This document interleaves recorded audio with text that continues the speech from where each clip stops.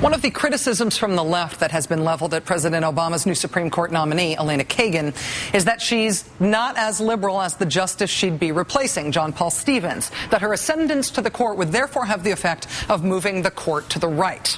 In response to that concern today, a senior White House official told us this today, quote, "The president believes he nominated someone with the intellectual heft and energy to compete with Justices Roberts and Scalia, someone who has the ability not to simply write the eloquent dissent of 4, but to put together a coalition of 5 for that point of view. Someone who is more outwardly ideological would likely not have the same capacity to build the majorities we want to see." Again, that statement to us today from a senior White House official about Elena Kagan's nomination. In response to that, the liberal argument for Elena Kagan's nomination is essentially of 2 parts at this point. First, that senior administration official's argument to us that she'll be persuasive to other justices, that she'll be good at scaring up a majority of 5 votes for her positions. But second, people who know Elena Kagan are assuring the nation now that her positions that she'll be so persuasive about are liberal positions, even if there isn't a dense record of those positions for us all to consult. Joining us now is Harvard Law Professor Lawrence Lessig, who has known Elena Kagan for 20 years and who wrote in support of her nomination at Huffington Post today. Professor Lessig, thank you very much for your time today. Great to be here, Rachel. Why do you think that Elena Kagan would be good at persuading other justices to her point of view, that she'd be good at forging majorities? Well, I think the first important point is to emphasize what the White House said today. Unlike the examples of President Bush appointing very strong conservatives, we're not appointing the 5th justice, we're appointing the 4th justice.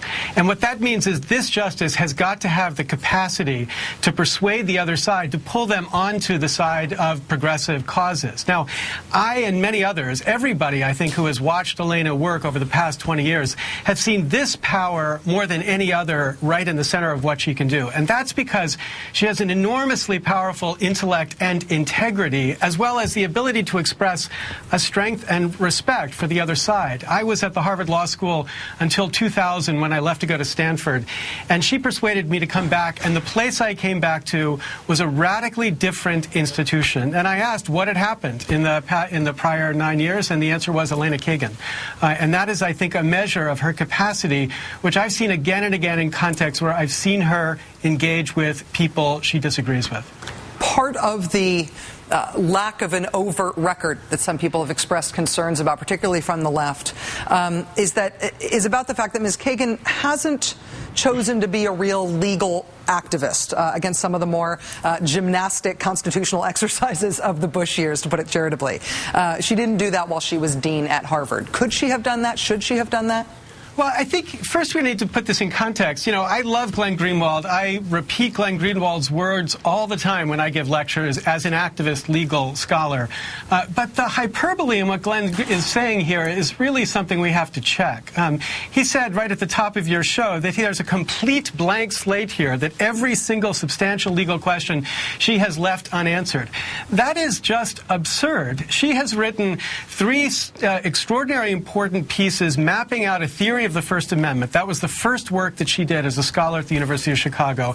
And when she came to Harvard in 2000, she wrote what is, I think, one of the most important articles about presidential administration in the last 30 years. Now, that's 2 of maybe 5 central areas of what a justice has to think about that she already has what I think is an extraordinarily important theory. So the idea that somehow she's been sitting Zephyr-like in a way that tries to hide what she's saying is just silly. What she hasn't done is what, frankly, people like I have done. What she hasn't done is gone out there and blog and Twitter and been on the road talking about every single issue. And frankly, I'm not sure she made the wrong call, because what she did by refocusing her energy when she came back to the Harvard Law School is to build an extraordinary institution and define a set of values which I think tell us an extraordinary amount about who this person would be as a Supreme Court justice.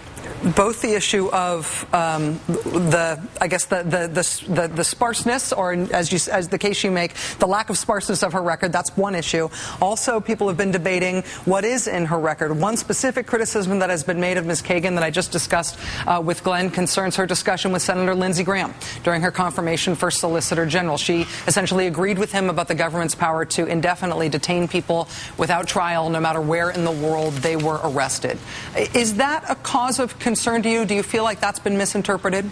I do. And I believe, as you said in your question to Glenn, and as Glenn summarized it in the end, this is a little snippet that has been taken out of context. Because when I heard it, I understand her to be telling us what she expected the Supreme Court's view of the law was. And it would be radically inconsistent with everything that she had said before, both the things you pointed to and the work that she had written when she wrote this piece for the Harvard Law Review. I mean, this is another area where Glenn has just flatly misstated the case. In his piece on Democracy Now! on April 13th, he said that in that article, she talked about the power of the president to indefinitely detain anyone around the world. Now, that article was written before George Bush, before 9/11, and before George Bush articulated anything about this power. It has nothing to do with the power of the president to detain anybody.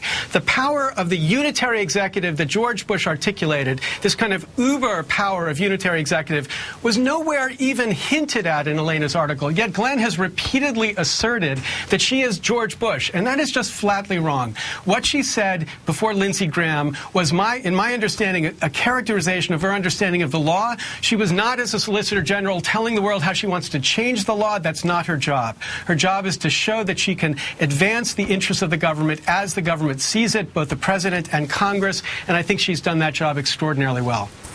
Professor Lawrence Lessig of Harvard Law School, I have to tell you, the Supreme Court nomination process, in my view, has become a process where nominees try to prove how conservative they are, either small c or large c, depending on who's president. Talking with you and Glenn tonight just makes me really wish that it was a big fight among liberals and centrists. I think it could be really, really interesting to get into all this stuff in great detail. I really thank you for your time tonight. I appreciate it. Thanks for having me.